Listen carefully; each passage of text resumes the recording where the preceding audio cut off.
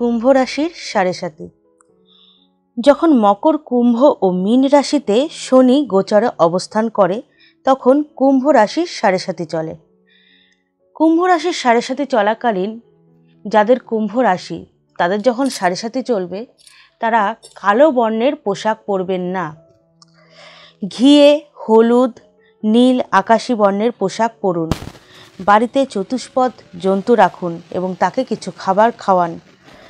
সেই অবলা প্রাণী আপনার সাড়ে সাতির প্রভাব থেকে আপনাকে অনেকটাই বাঁচিয়ে দেবে। বাড়িতে অপরাজিতা ফুলের গাছ লাগান। 3টি করে অপরাজিতা ফুল মায়ের পায়ে দিয়ে পূজা দিন, এতেও সুফল পাবেন। গরিব দুঃখীদের যতটুকু সম্ভব কম্বল দান করুন। গৃহে সন্ধ্যাবেলা কর্পূর সহকারে ধুনো জ্বালান এবং দক্ষিণাকালী কবচ পাঠ করুন। আশা রাখছি আপনার খারাপ সময় ধীরে ধীরে কেটে যাবে।